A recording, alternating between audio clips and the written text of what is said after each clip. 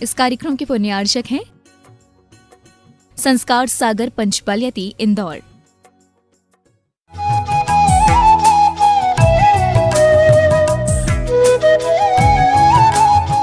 और वो इतना खून बहते हुए हत्या, जो उनके बूचड़ खाने हैं, बूचड़ खाने भी उनके ज्ञान में आएंगे और बूचड़ खानों को देख करके वो भोजन कैसे कर सकते हैं।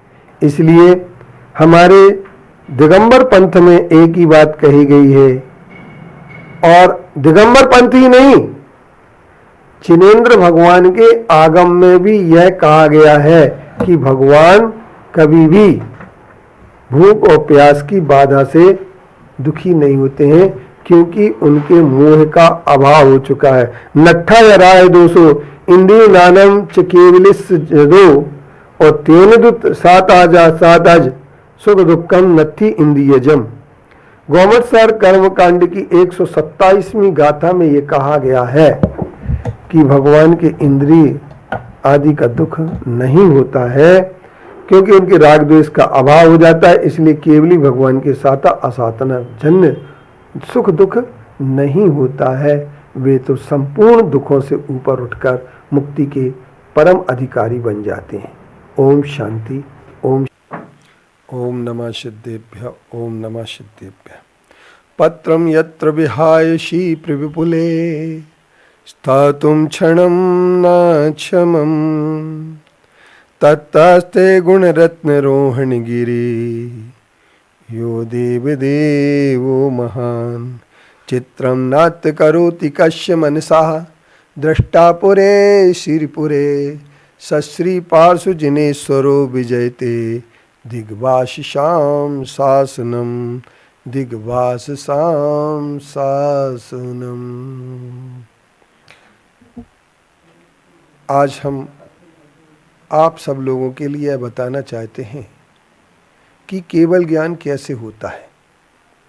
जब 10वें गुणस्थान का अंत हो जाता है और 12वें गुणस्थान में सीधा यह जीव पहुंच जाता है, सुख सांप्राय गुणस्थान से यह जीव आगे बढ़कर के जब क्षीण कसाय गुणस्थान में पहुंच जाता है, तो क्षीण कसाय गुणस्थान में पहुंचने के बाद ज्ञानावरणी, दर्शनावरणी, अंतराय 3 कर्म को पहले नंबर नष्ट करने के पहले मोहिनी कर्म को नष्ट कर देता है। तो मोहिनी कर्म के नष्ट होने के बाद और ज्ञानावरणी, दर्शनावरणी, अंतराय कर्म के नष्ट होने के बाद सीधा 13वां गुणस्थान हो जाता है। और 13वें गुणस्थान में अनंत ज्ञान, जिसे केवल ज्ञान कहते हैं, अनंत सुख, अनंत वीर्य और अनंत दर्शन, ये अनंत चतुष्टय हो जाते हैं। और इसी कारण से प्रभु परमात्मा के सर्वज्ञता प्रकट हो जाती है। इसको ही सर्वज्ञ कहते हैं। केवल ज्ञान होने के बाद ही सर्वज्ञता आती है।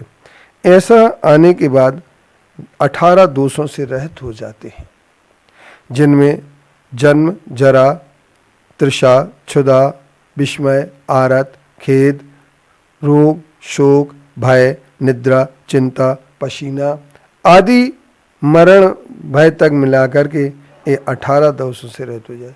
चारों ओर से 500 योजन तक दुर्भिक्ष नहीं होता है।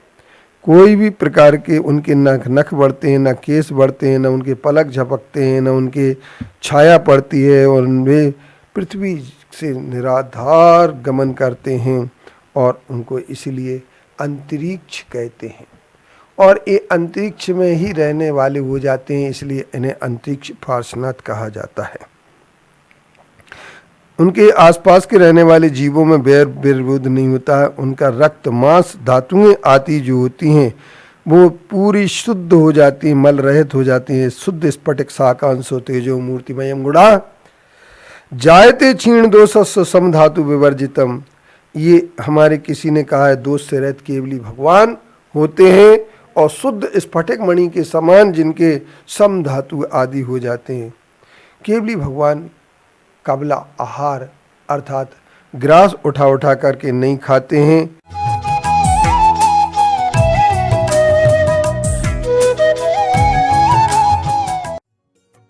इस कार्यक्रम के पुण्यार्चक थे संस्कार सागर पंचपालियाती इंदौर।